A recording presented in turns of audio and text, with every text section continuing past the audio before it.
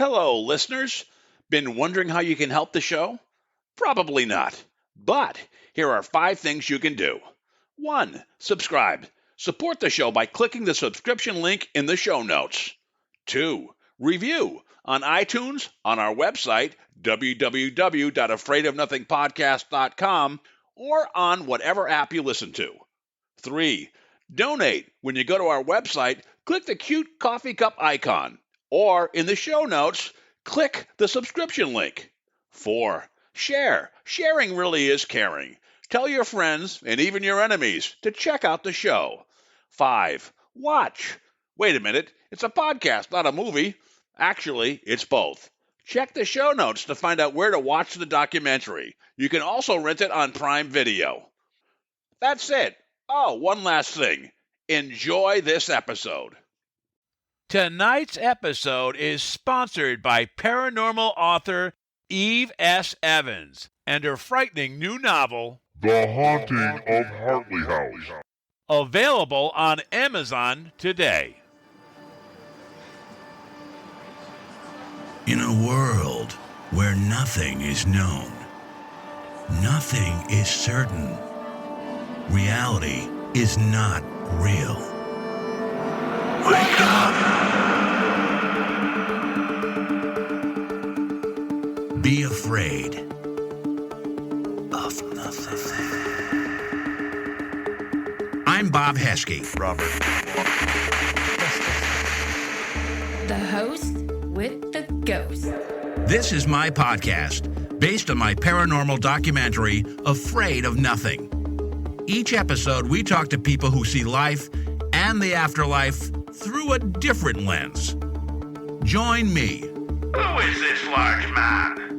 And what's he doing in our bedroom? As we lift the veil and open our minds to see beyond our eyes lie. This is Afraid of Nothing.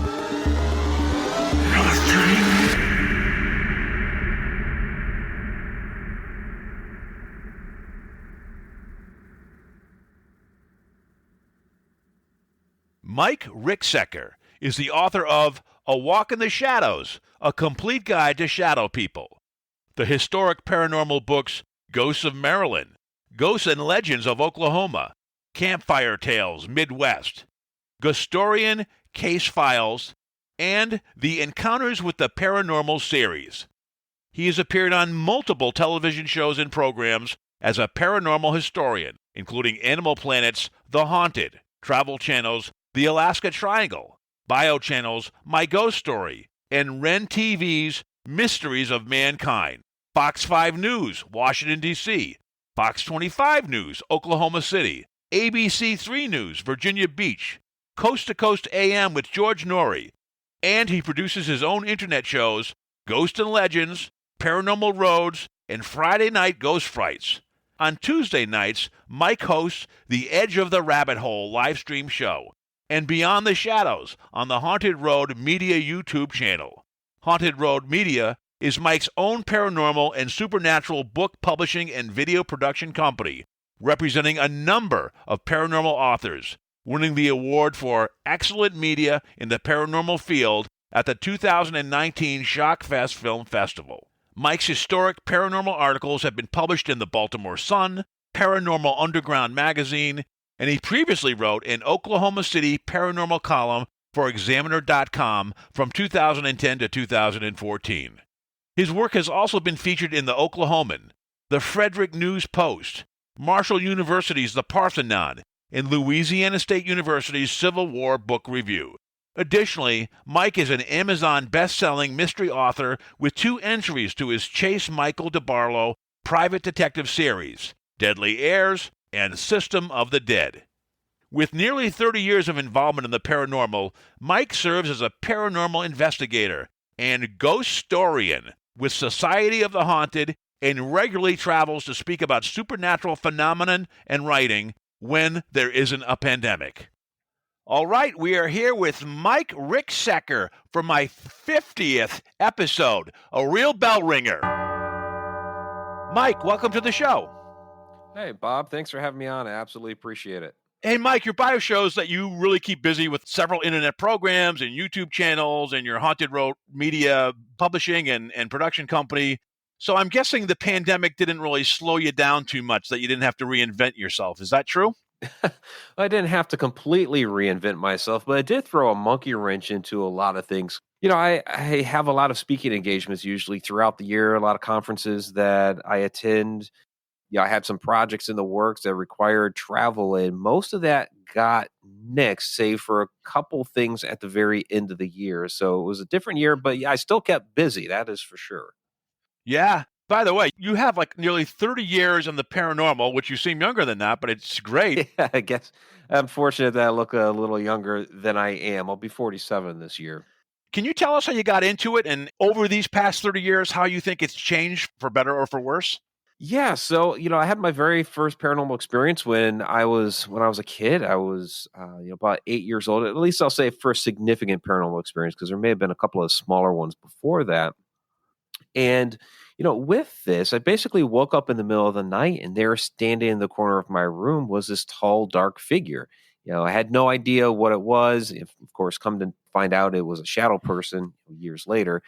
But, all I thought at that time was there was an intruder in my house and he was about to kill me, because that's about what you think at the age of 8. I was terrified, opened my mouth to try to scream. Nothing's coming out. And he ended up approaching my bed and did something very bizarre. He leaned over. I'm looking up into this face where there's just nothing, no eyes, no nose, no mouth. Everything's just black. And he actually grabbed me by the wrist, crossed my arms across my body, and then ran off down the hall.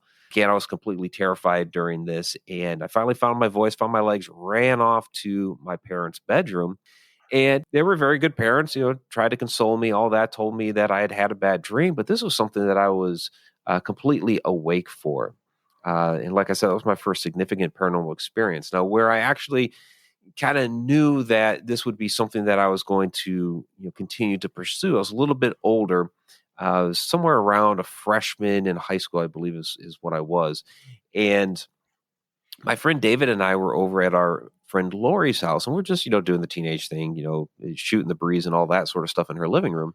And all of a sudden she tells us that she thinks her house is haunted. Now, I'd had more experiences by this point, had definitely had an interest in the paranormal. Didn't know anything about, investigating the paranormal or anything like that, because that wasn't, there were no shows or anything like that out at the time. Maybe In Search of by Leonard Nimoy, but being a paranormal investigator wasn't a thing. The internet wasn't around, had no idea, and I was a small town. So, okay, we're going to go do this. We're going to go up to her room and check it out, is basically what we thought at the time. So, we're looking around her room, because what her main thing was that there was a old family cemetery in the backyard. Strange things happen around the house, primarily in her bedroom. She couldn't ever keep things tacked up on this one wall. They would always fall down, whether it was an hour, a day, a week later, whatever it was. It would always fall off this wall.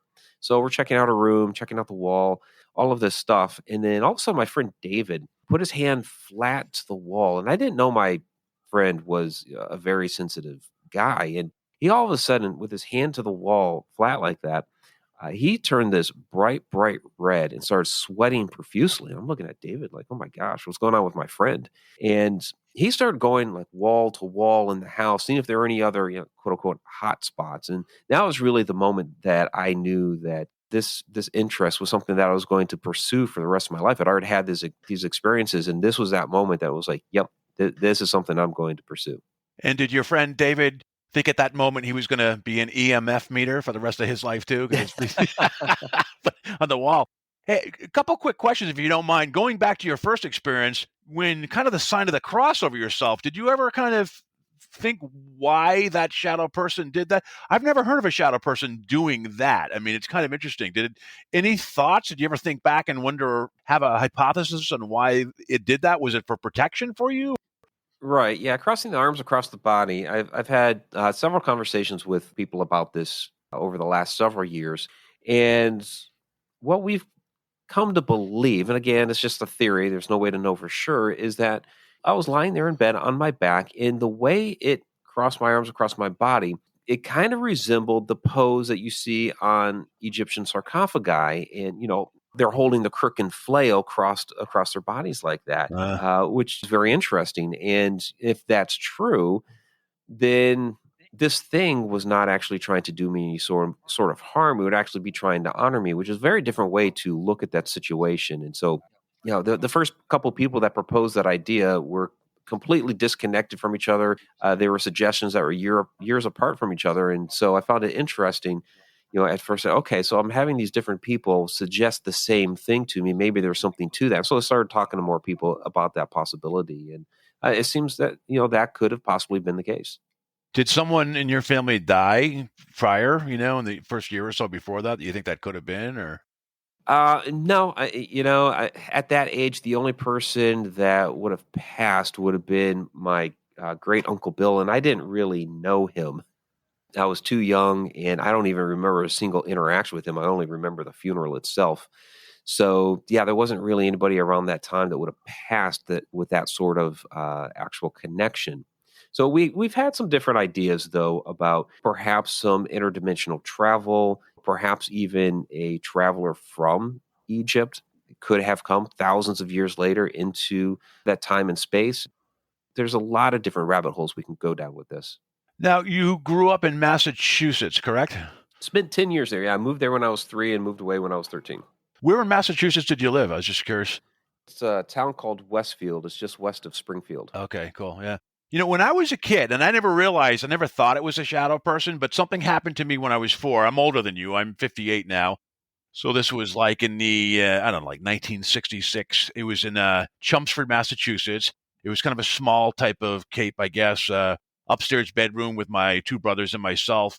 I remember one of my earliest memories at age 4, waking up in the middle of the night and seeing what I thought was a masked figure, a dark figure looking down at me. Then I just closed my eyes, wishing for it to be gone. I opened my eyes, and it was gone.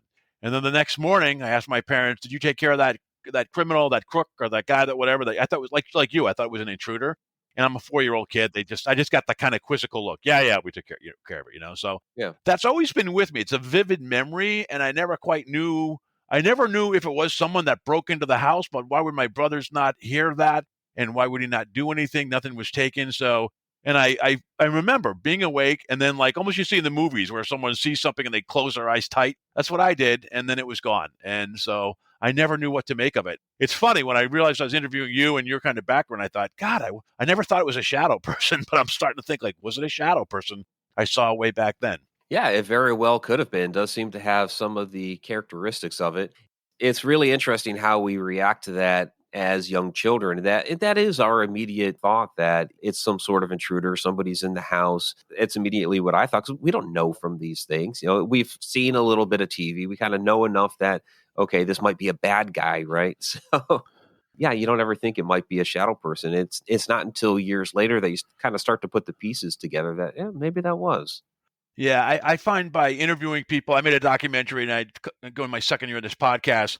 A lot of people say they haven't had paranormal experiences, and then they think back and they realize, well, maybe they did. Do you run into that with people, that they don't think they ever had a paranormal experience, but they maybe? I know your father. There's a story about your father you may want to share.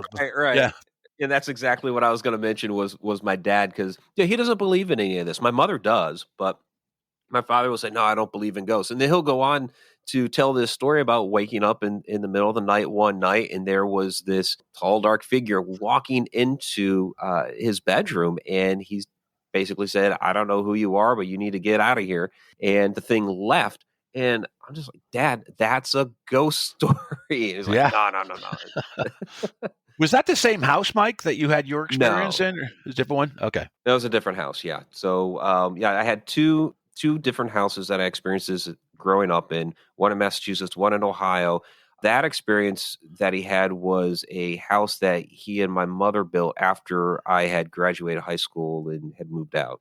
So 30 years, was there like some heyday of the paranormal for you? Like, for example, like I mentioned, I graduated college. I graduated high school in 1980, college 1984. I look back at the 80s as the best decade. What was the best time for you for paranormal investigating? Well, the 80s was the best decade just because it was fun. Yeah, right. Yeah, crazy. I had all my favorite music and everything. I call myself an 80s child, even though I was born in the 70s. But, it's interesting. I think it kind of evolves for each of us. I had those experiences when I was young, started getting involved a little bit there as a teenager. Then, my life kind of, went through a lot of upheaval. I went directly into the military after high school. I was up in Alaska for a few years. I had some experiences up there. And so I was going through, that was like a time in which I was doing a lot more research. The World Wide Web was finally coming in vogue, and people were starting to post, creating forums, or people are using things like Yahoo groups, or just even building those rustic old, type of websites with just information on there and ways to interact with people. Yeah. And everybody starting to share their experiences and realizing, okay, I'm not alone here. There are other people that have been having these types of experiences. And so that was kind of an eye opener for me. That was kind of like those eye opening days for me. As far as like kind of a heyday, I was tapped to write a book about ghosts in the state of Maryland in the mid 2000s. And that's where I really started to dive a lot deeper into paranormal investigations and researching like the history behind a lot of these ghosts and hauntings and all of that. So kind of from like the mid 2000s there to, I don't know, give it like 10, 12 years where I was doing a lot of heavy investigating, filming as much as I could when I finally got the equipment to do so. Because, when you have 4 kids, you don't have a lot of money to spend on a whole bunch of camera equipment. So that kind of evolved, kind of learning the trade of filmmaking from a little Canon camera that you could barely do anything with. I had a Lumix camera in there, and it was just, your old style digital camera. Say old style, I mean, geez, I grew up on 35 millimeter film, but everything you could do with those little tiny, almost like square pieces of video to make something out of that, eventually evolving. So there's a lot that I had learned during that time. So that was, in a sense, kind of a historic heyday for me. And these days I'm spread out into so many areas. I'm into like much bigger projects. So it's no longer where, we're going out every weekend to investigate 2 or 3 different residentials or whatever. It's, now like with the Shadow Dimension project I'm working on, these are like much bigger, broader projects in which I'm investigating an entire type of phenomena and trying to see if there are different similarities between this phenomena at different locations in which they've reported it. Yeah, we're going to jump into that in a second. I want to go back real quickly to your Alaska days.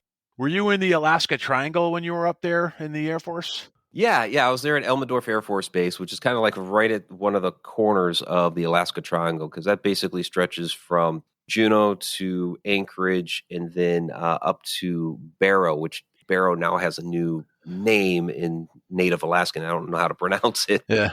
That is a crazy area up there. When I first landed, this was 1992, Mount Spur had just erupted just before I got up there. And so, ash is still falling from the sky. Every day that we're coming into work, we're having to dust everything off. It was crazy. I'm like, volcanic ash. Okay. Where did I just land? We had, earthquakes up there. It's a very volatile area. And then that April, there's an airplane taking off from the Anchorage airport, and the engine just falls right off the thing into a supermarket parking lot. Wow. Okay, this place is crazy. You wrote a book called A Walk in the Shadows, A Complete Guide to Shadow People, I think last year, right? And that's kind of a prelude to your newest project, which is the Shadow Dimension. So do you mind talking about the book, A Walk in the Shadows, and then we'll go into your documentary series?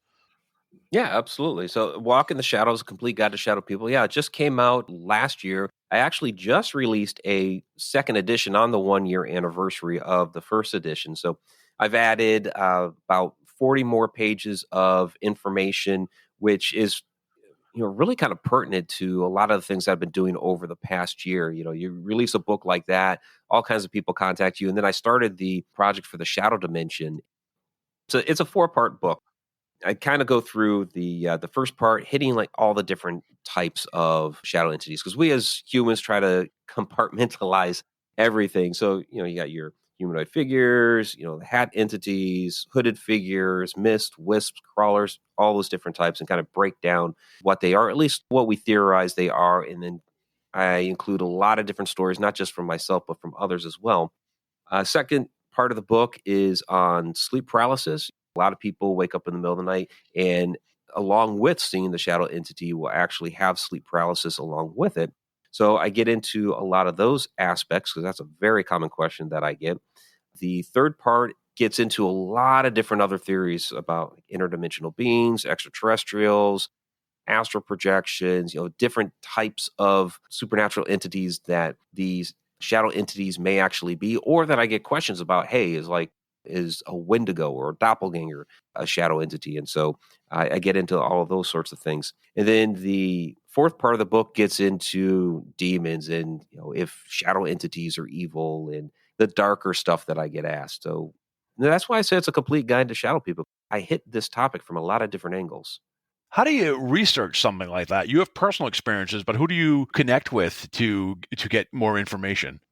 Yeah, certainly. I've had a lot of personal experiences, of course, through my investigations as well. I've had a lot of interactions with shadow entities, but over the years, as I've done public speaking engagements and I've talked about this topic, and I've published a number of videos about shadow entities on my YouTube channel and the podcast and all that. I've had a lot of people approach me with their own stories and experiences and things that have happened to them. And so I've gathered all of this information, kept the emails or, however it came in.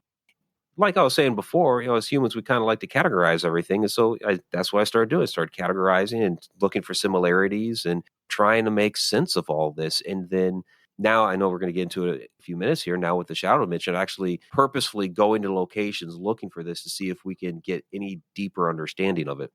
Tonight's episode is sponsored by paranormal author Eve S. Evans. Paranormal horror author Eve S. Evans introduces a brand new spine-chilling release, The Haunting of Hartley House, available on Amazon. What could cause a happy father to commit a horrific murder-suicide? Nadia has spent years in foster care, wondering what would have pushed her father to do something so awful. As an adult and a national best-selling crime writer, she once again encounters her childhood home in the newspaper. The home harbors more secrets than she could ever have imagined. As she researches, an idea comes to her. Why not join up with a paranormal team working there to clear the paranormal negative energy from the house? As the sole survivor of a horrific experience, she might help them find what they're looking for, and it'll be fantastic fodder for her next book. Except Nadia has no idea what's in store for her at the house, or what will happen when the survivor that shouldn't have lived returns. Don't believe in ghosts? This book might change your mind and steal any hope of sleep. The Haunting of Hartley House is the first book in a series and is free for KU customers, or $9.99 for paperback on Amazon. Feel free to check out other books by Eve S. Evans as well. The Haunting of Crow House, True Ghost Stories of First Responders. With 22 novels to choose from, you are sure to find a spooky read to enjoy. And just who the boo is Eve S. Evans? Well, she's not only a paranormal writer, she's also a paranormal experiencer. After residing in 2 haunted houses in her lifetime, Eve Evans became enthralled with the world of paranormal. She writes ghost stories based on true events. In 2021, she will start releasing numerous paranormal horror novels of fictional haunted houses. Check out her podcast for some audio ghost stories, Forever Haunted, and coming soon, The Ghosts That Haunt Me. Don't be afraid of a great paranormal read. Get your copy of The Haunting of Hartley House today. Before you, I interviewed Michelle Belanger, who is also from Ohio, and she wrote a book about demons, like I think the Dictionary of Demons and all the names of demons. Do shadow people, besides the Hat Man, do they have names too, or is it just they're just these, esoteric, shapeless things that we don't know what they are? They're just shrouded in mystery. Yeah, the Hat Man is kind of a name that we've put out there to kind of describe the shadow entities that appear wearing hats. And kind of like we've also named, the Crawler is now a name we've kind of assigned another type of these things. So, yeah, you don't really hear of them actually having names like Michelle's book, or you go into the old Goetic grimoires, you can find all kinds of names of demons. And I cover some of that stuff on my YouTube channel as well, especially like when it comes to Valak, because Valak was the demon in the Conjuring series. And it wasn't a demon nun. It was actually a boy riding a 3-headed dragon. So Which is worse. right. So yeah, it's interesting because yes, demons seem to have all these variety of different names, where with shadow entities, we've kind of given them these monikers that describe their appearance, but we don't know an actual name for them or what they actually consider themselves. Yeah, you were on Sam Baldrus's show, Paranormal Rewind. I know Sam has had many encounters with the Hat Man. Did you guys talk about that? He feels it's kind of a very personal type of shadow for him, but other people have seen the Hat Man as well. I mean, what's your thought about Sam's experience with the Hat Man in Salem? Yeah, Sam's experience is really interesting because he does appear to have made some sort of personal connection with this. And yeah, I've talked with Sam at length about this.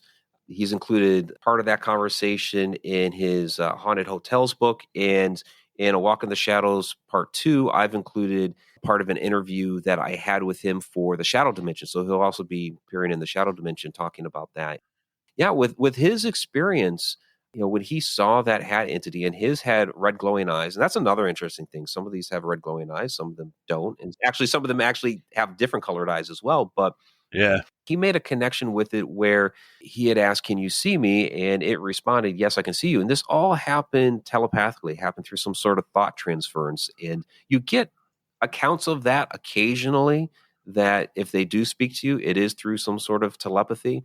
What's interesting about that, at least for me, is kind of just synchronicity.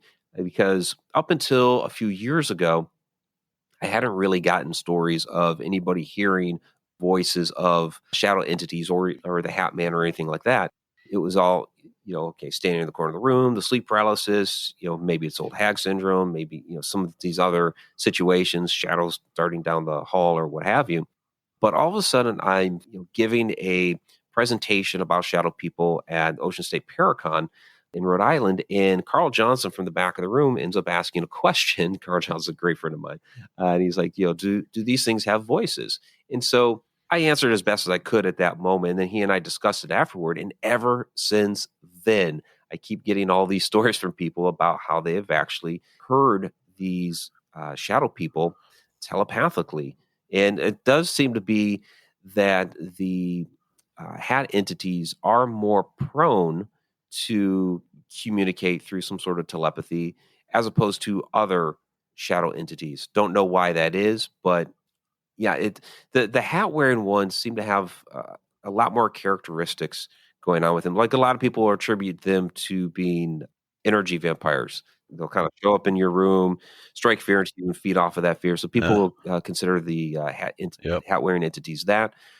Many people also consider them extraterrestrials. Something that I've been talking a little bit more about lately, also included in the second edition, is back in the 1950s, we had, well, it still happens today, but it's kind of where the accounts of the Men in Black started. When the big UFO flap occurred in 1952, there were all these different men in hat sightings, which it predated that time as well. But one particular gentleman who had started a UFO organization back then, Albert K. Bender, he was publishing reports of people having these different extraterrestrial sightings, and all of a sudden, one evening, he's starting to fall asleep on the couch. He'd gotten very tired, and 3 hat-wearing entities materialize through the wall. They had glowing eyes, and they basically tell him to stop his research, stop the newsletter he'd been putting out, just stop everything that he'd been doing to research UFOs. And he did, because he was so scared. And they, I guess, walked upstairs, and he said they smelled a sulfur and all of that. And then they disappeared. And he attributed these to extraterrestrials. He believed that they were extraterrestrials that were coming to Earth, that people had been witnessing, and they wanted him to stop reporting it. And when I first heard of that account, and I read the story, I'm looking at that like, this is a hat person story. All these accounts that I've been gathering about, the Hat Man, and sometimes he has an entourage where there's 3 of them, or him and 2 humanoid figures. This is very, very similar. So are some of these hat-wearing entities actually extraterrestrials or the Men in Black phenomena? It's kind of an interesting thought. Yeah, that's one of my questions, actually. Like, there's a phrase called, I don't know if I'm saying it correctly, but pareidolia, which is you incorrectly perceive something unfamiliar. And I'm wondering if could this be aliens that come in because you have that whole paralysis aspect and that they maybe you don't even remember kind of what happens after a while. That could it be an alien type situation, especially if it happens frequently, if they visit you frequently. So what are your thoughts? Do you think that's a possibility or?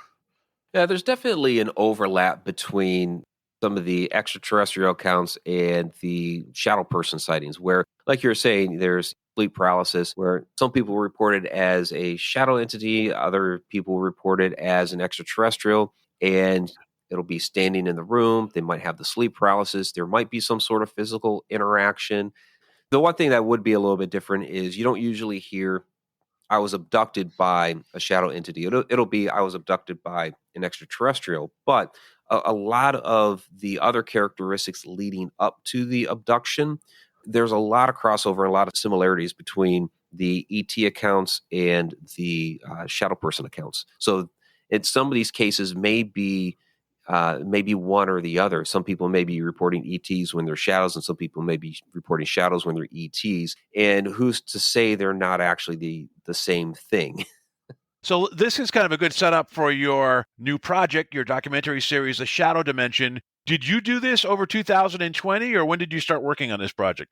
Well, it's been in the works since late 2019, basically when I was finishing up A Walk in the Shadows. Since, I do a lot of video work, I, of course, wanted to do some sort of significant video project regarding A Walk in the Shadows. And so somewhere toward the end of 2019, I came up with the idea, why don't I just do a full-fledged documentary on shadow entities and actually go to locations that have reported shadow activity, see if we can interact with some of these, see what we can learn about the location, to see if some of these locations have a lot of similarities, to try to see if there's some sort of formula that makes these things generate, or maybe it's a location with portal activity and that's how they're entering in. And so I was going to start filming this project in early 2020, and then COVID hit. So that put a significant monkey wrench into a lot of the things that I had started working on in locations that I had started talking to about filming this project there. I did at the, late September 2020, made a trip out to the Conjuring House in Rhode Island, worked with my good friend Carl Johnson and several others out there to document activity out there, count Carl's story with the rolling black smoke that he had out there. And then also at Mineral Springs Hotel in Alton, Illinois in November. So those are the two locations I was actually able to get out to. Mineral Springs is a place where I had pretty significant encounter myself and several others, in which we saw rolling black smoke morph into the apparition of a little girl. There are some definite similarities between the two locations, even though they're so far from each other. One's a house and one's a hotel. We're going to get into that in the docuseries. So significant portions of the docuseries are interviews with people talking about their accounts, because I couldn't get out to a lot of locations. It's like, I still want to do this docuseries. What can we do to still tell the story we want to tell, but we have COVID going on. So we've mentioned Sam Baltrusis a few times. So I interviewed him. He tells his account of his hat-wearing entity. I've tapped several others. Andrea Perrin, of course, is on there to talk about the Conjuring House.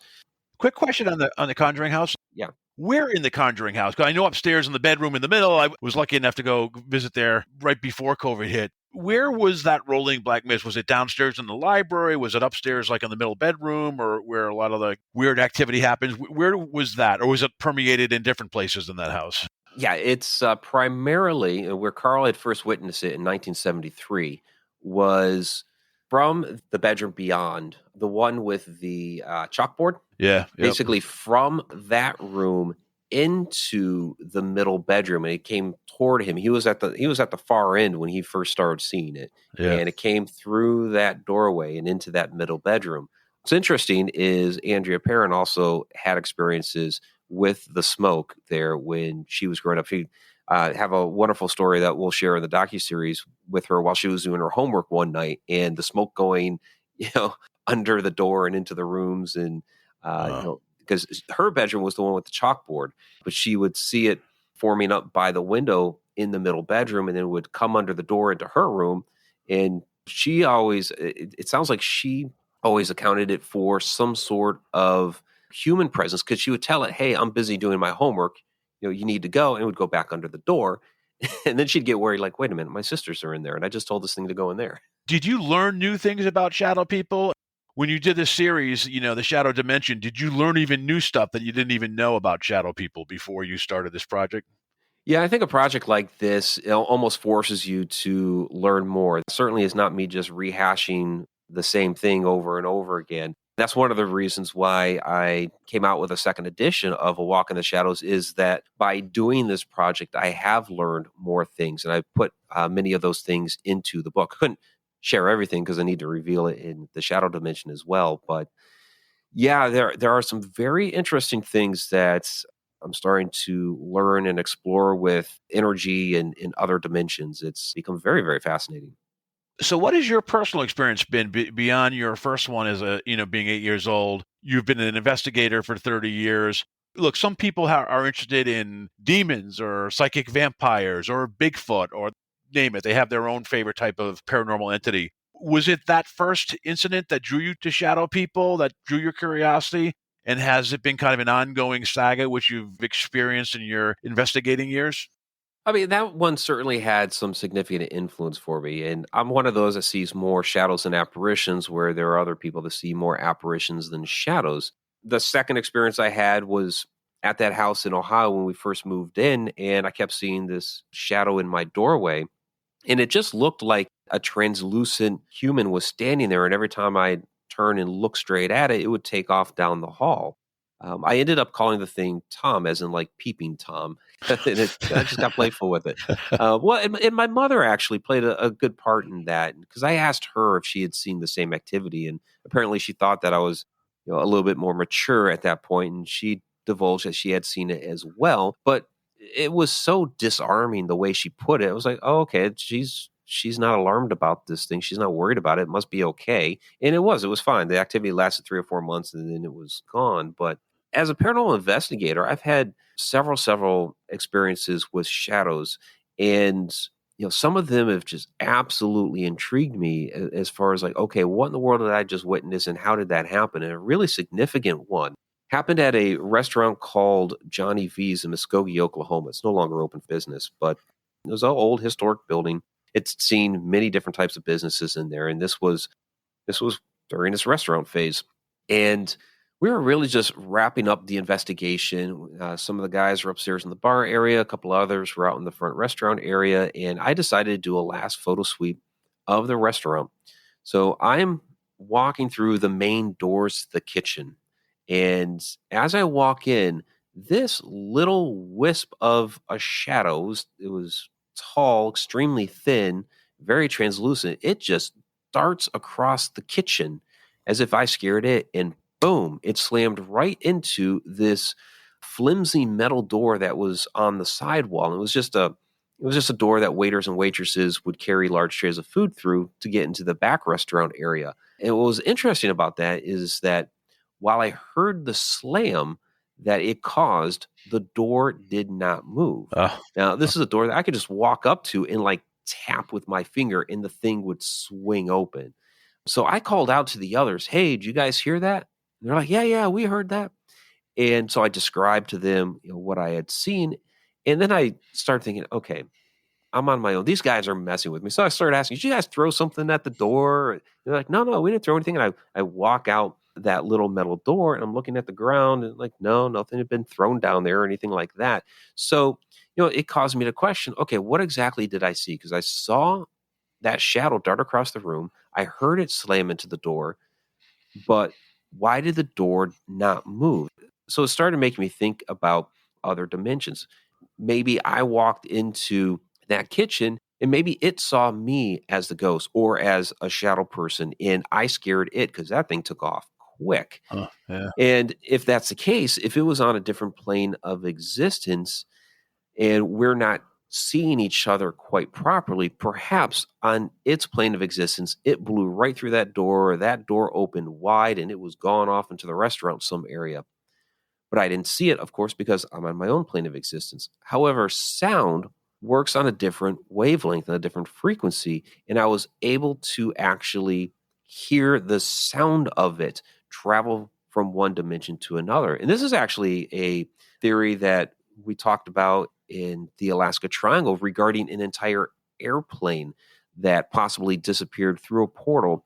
And a couple days later, they were able to hear the radio chatter. Couldn't really discern what exactly they were saying, but since the plane was gone, where did the chatter come from? And again, sound working on a different wavelength, perhaps it came right back through that portal. Yeah. So it sounds like you're even exploring, like, which I try to do in my documentary too, like the science aspect. That quantum physics and quantum mechanics or whatever is kind of meshing with this multiverse and these things that could gel with the paranormal. I always find interesting. What are your thoughts about the paranormal could really be connected to science and things that we just haven't figured out yet? Oh, it absolutely is. There's certainly different layers to this universe. There are so many things around us that are going on we can't see with our own eyes. And how do we tap into that? I get into a lot of deep discussions about time and time travel and how all of those different components work. There's a lot of these cases that what we may be actually witnessing or not actually ghost, but it may be some sort of time slip that's going on. And for some reason, there's a catalyst to make our two different moments in time resonate on the same frequency that we're able to see each other for just a moment. Yeah, so all this stuff absolutely fascinates me. So what about the thought, like, rather than a multiverse, it's a simulation, but there's like a blip in the simulation? Have you ever done a show on the simulation, and do you have a thought about that? Yeah, I did a show on that last week, the simulated universe. Oh, there you go. Well, Yeah, what timing? Yeah, which I've actually done that a couple of different times because I keep getting a little bit deeper and deeper into that. And there is actually a section in A Walk in the Shadows on if we're in a simulated universe. It's called Shadows in the Matrix. If we are in a simulated universe, what are the roles of shadow people in that simulation? But I mean, I absolutely believe that we are in some kind of simulation.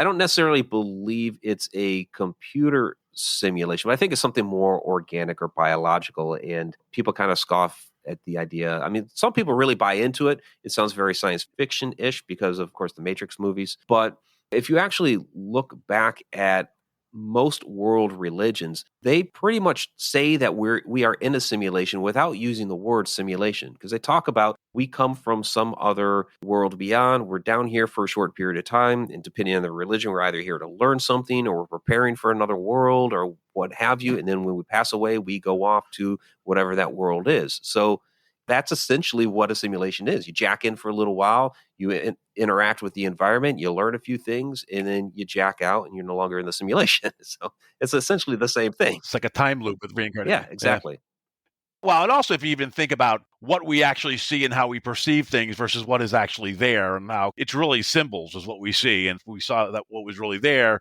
who knows, we'd probably go insane.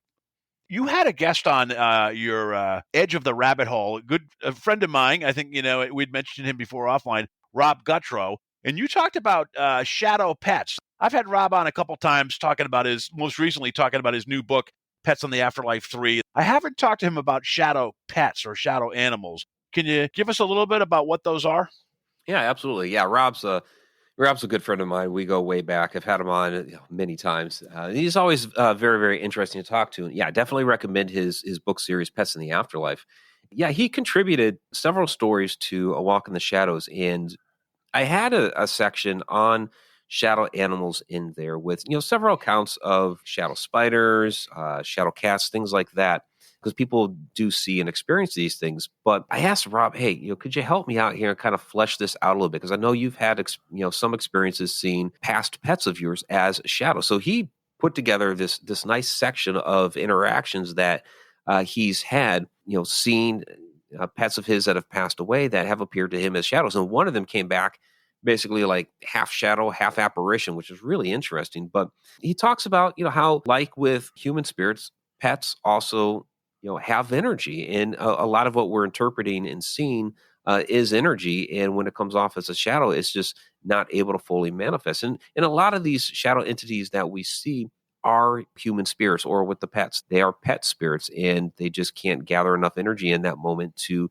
come off as a full apparition. They only appear as a shadow. And so, yeah, with Rob, he's had a lot of these types of occurrences. I get all kinds of questions left and right about, hey, I saw this small shadow walking about the house. I just had a dog or a cat pass away. Could it possibly be my pet? And it really could be. So that sheds light, no pun intended, on shadow, but that sheds light on kind of, there's different types of shadow entities. There's the human, bound entities that pass on. There's the interstellar travelers, maybe, and there could be demons, there could be aliens. So do you run into one type of shadow entity more than the other, or is it just a bag of mixed tricks? It's really a mix. I mean, right now we really, kind of theorize, what exactly these things are. And it's funny when I get the simple question, well, what are shadow people? And it's like, well, that's a whole can of worms right there. It could be this, it could be that.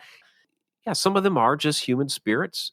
Some of them are interdimensional travelers. I think what a quote unquote true shadow person is some sort of interdimensional being.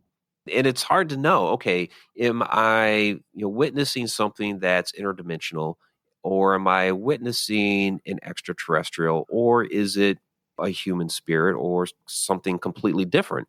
That's kind of one of those where, unless they tell you, you're going to have to go back and research and try to figure it out. Rob, he has another story in the book where we talk about shadows as human spirits, where he had an interaction with his aunt. She had expended a lot of energy traveling to find him because she wanted him to relay a message to his mother for her. And so he knew immediately who it was. It just, she couldn't come off as a full apparition. She could only come off as a shadow. But most times you don't get that. You're just seeing something standing there or something dart down the hall, and you're like, what in the world was that? And it'll take some significant research. Like when we filmed for The Haunted over 10 years ago now, that case, and we had investigated that home many, many times, and she was experiencing a red-eyed shadow entity in her closet and in her bedroom. Could you go back to what that case was? I'm sorry. What Yeah. was the person? That was the Monster in the Closet case that we filmed for the television show The Haunted. It premiered on Animal Planet. It's been in syndication in a lot of different places now. Oh, okay. That was a case in Edmond, Oklahoma, where she was experiencing a red-eyed entity in her closet. It was terrorizing her, the cat, and the rest of the family saw it. They had actually been experiencing many things in that house for like 20 years. And it finally got to the point where they called us out, and we investigated many, many times to try to figure out what this thing was. Was it, because there's a lot of dark history with that house, where there were a couple of suicides, attempted suicides in that house. The original homeowner's father had taken his life in her bedroom where she was seeing this stuff. So, we needed to, go down that rabbit hole of trying to figure out who exactly this was. So knowing the history of the house, we were gearing our EVP sessions and our questioning toward those particular people. And one by one, we were eliminating those people. We were also noticing her, that over the months that we were coming back and investigating, she was getting progressively worse. She was certainly suffering from oppression and had gotten to the point of borderline possession. We involved Carl Johnson into the case at that point, and that was the primary bulk of the paranormal investigation footage that they included for that show, was our cleansing of that house with Carl helping us drive this thing out. And he had classified it as a wraith, something that had once been human in life, but devolved into something worse in the afterlife. Is he a priest, or does he use religion to drive them out, or what's his method? Yeah, he will use religion to drive it out. He's not a priest. He and his brother Keith have studied extensively for 50 years. I mean, they were doing that stuff back in the early 70s. So they're demonologists, Yeah, right? they're demonologists. Yeah. Okay. Yeah, but not ordained or anything. So yeah, well, it's funny because some people believe only like the church can cast them out. I've talked to a shaman who says he uses a different method. So yeah, there are different ways to deal with depossession and exorcists. I had one question about shadow people. Do you think they're shadows because that's how they project themselves, or is just the antenna of the human mind, that's the only frequency we can pick them up? Do you have any thoughts about that? There's several different possibilities for that. So there's a spectrum there out of our periphery where we can actually see a bit in infrared. And so one of the reasons why sometimes we see these things out of the corner of our eyes and we turn and look and then they're gone, but they didn't vanish. They're still there. It's just we've turned our perspective. We're no longer using that periphery to actually see them in that different angle that the light is coming into our eyes through rods and cones. Everything is really the interpretation of light and frequency. And so I'd mentioned before, I see more shadows and apparitions, while some people see more apparitions than shadows, and some people have a hard time seeing things altogether. But I believe a lot of this has to do with the frequency and resonance of energy and the different wavelengths that these things are traveling on. And when we actually see something, it's because our personal vibration is resonating at a very similar, or if not the same frequency as they are vibrating. And I think we get in tune over time to some of these things. So I think, the reason why I see a lot more shadows and apparitions is because my personal frequency has become, because I've had so many interactions, it's become a lot more in tune to their vibration, so that when one is around, I'm like, oh, okay, there it is. And, I tune in and I'm able to actually see it. My vibration turns onto that frequency, which in turn resonates throughout my whole body. And then I'm able to bring in that light on a little bit of a different wavelength. It's kind of interesting. And then when it comes to something like ETs, this almost opens up a whole other ball of wax, or even like a time traveler, where they could be in their travels. Like, let's say if it's an actual physical being and not somebody traveling interdimensionally, they could be utilizing some form of a cloaking device, come here on Earth and study us and all of that, but they don't want to be seen. However, they may not fully understand our physiology, and what they think is completely cloaking them may not be completely working to the way our eyes and our physiology works. So when we end up seeing it, we end up seeing a shadow, or some people report seeing like a shimmer man. And so that could be, another way that we're able to see these. You could really, again, go down the rabbit hole in a lot of these different possibilities. It's certainly a fascinating subject that has so many facets to it. Yeah, it sounds great. I mean, can you tell us more about the Shadow Dimension and when it's going to be available and where we can watch it? Yeah, Shadow Dimension will be available this spring, still in post-production. I'm working hard to get it out in April. Wow, that's a month away. That's good. Oh, it's a month away. It's a month away, and I got a couple episodes to finish up on. But it's been a passion to get this done. I'm really excited about what it will actually present to people. I have a lot of fascinating people that are involved in this project that I think people will really enjoy. Is it a docu-series or a documentary? Yeah, it's a docu-series. Right now, it looks like 6 episodes. There's a possibility it might stretch to 7, but it looks like 6 episodes right now. And do you know where it's going to be on? Yeah, that'll stream on Amazon Prime. Oh, that's great. Okay, cool. Yeah, I mean, you're really prolific. I've interviewed Jeff Belanger, Michelle Belanger, spoken to Jim Harold, who's been, I don't know if you're familiar with him, but he's done the Paranormal Podcast and Campfire Tales. Mm-hmm. But you've done just a ton of stuff with your writing, research, and multimedia projects. And I really applaud you for documenting everything and making it available to the masses. Can you just talk for a minute about your connected universe, which includes its online courses, an interactive community, and access to your live streams? Can you talk a little bit about that and what it offers to people and how they can access it? Yeah, you kind of just said it right there. Yeah. Just repeat it. Right. Well, it's exactly what it is. So, that's where I'm going to be posting a lot of upcoming courses. Right now, I was in the middle of putting all those courses together, but it was like, wait a minute, I really need to get Shadow Dimension done. So I paused on the courses for now, get Shadow Dimension done. Then we'll put the courses up there. But right now, the membership site part of that website of the Connect Universe portal is up and operational. So on the back end there, I have a lot of articles out there. I just posted a free one, by the way, on our place in the universe. So there's a free blog out there that anybody can go get that. But the membership side has other articles. It has sneak peeks and behind the scenes of the Shadow Dimension, as well as a number of other different projects I'm working on. I have a Mike's Morning Mug vlog that I do like a couple times a week, talking about a variety of different subjects. There's monthly Q&A videos where people submit questions to me, and I go ahead and answer those on the Q&A video. There's, of course, access to the Beyond the Shadows live stream which is really almost like a mini course in and of itself. So I mentioned the Our Place in the Universe article that I just posted as a freebie on the blog. It's almost kind of like a preview of the last Beyond the Shadows show that we did. Last week was Simulated Universe. We dove deep into there, and they're really like mini courses that were thrown into an hour.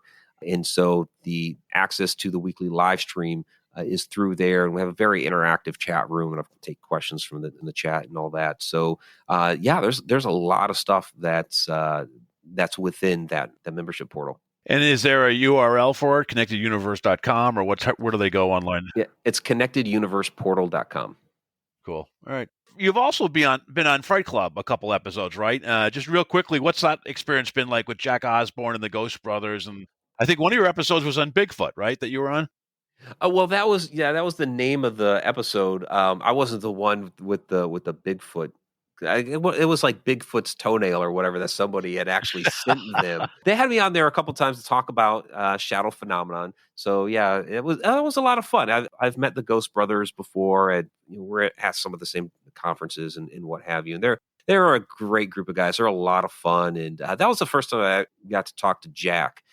It's funny. One of the clips that they edited out of that, it was the clip in which the shadow entity comes down from the ceiling and covers the person on the bed, which I thought was a really compelling clip.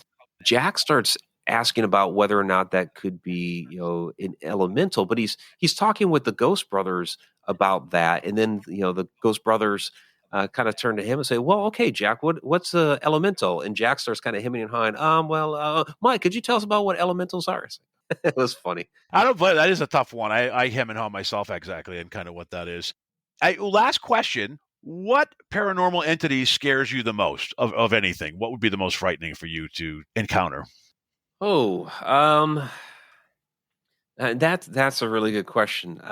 Probably, I mean, the crawler's probably the scariest one, because the thing moves so fast and it gets down on all fours, like a crab. Like basically any of those demonic possession movies that you see where all of a sudden the person is cracking their bones and they get down to a crab position, start scurrying across the floor. Yeah. It's kind of like that, except it's not a human. It's just some sort of very fast flurry of arms and legs of a shadow entity. And I've had an interaction with one of those out at Black Bear Church out in the middle of nowhere in Oklahoma. Yeah, I mean, they're very creepy. Did it catch up to you, or did you? Yeah, did it catch up to you, or did you were able to? Well, it was basically whirring around us, along the walls, on the ceiling. At some point, it hit the floor and it, knocked a bottle across the floor, hit the railing. We started singing some hymns and saying some prayers. So, at the suggestion of the psychic medium that was with us, she was like, let's bring a more positive energy into the atmosphere right now. So we started doing that, and it slipped back out the window from whence it came. Well, that's great. Hey, well, thank you so much. I know we're up at the hour right now, and I know you have some editing to do on the Shadow Dimension. So thank you again. You want to give us your website before we go, where people can follow everything that you do and what's going on? Yeah, absolutely. You can follow along at MikeRicksecker.com. Mentioned the ConnectedUniversePortal.com as well. We have over 700 videos out at the Haunted Road Media YouTube channel, and you can get the Edge of the Rabbit Hole live stream show on Tuesday nights at the Edge of the Rabbit Hole YouTube channel. Excellent. Thank you so much. We look forward to your documentary series, Mike. Absolutely. I really appreciate it, Bob. It was great talking to you. You too.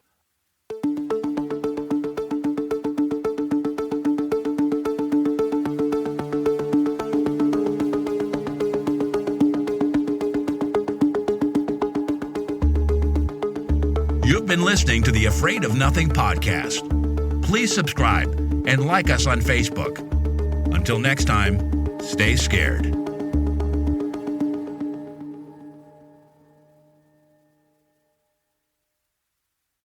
Hey, you're still here? Great. Then why not listen to another episode? Visit AfraidOfNothingPodcast.com to peruse all the shows. That's AfraidOfNothingPodcast.com. And while you're there, click the coffee cup icon to buy me a coffee and leave a review. I'll give you a shout out in an upcoming episode, and the world will know how swell you are.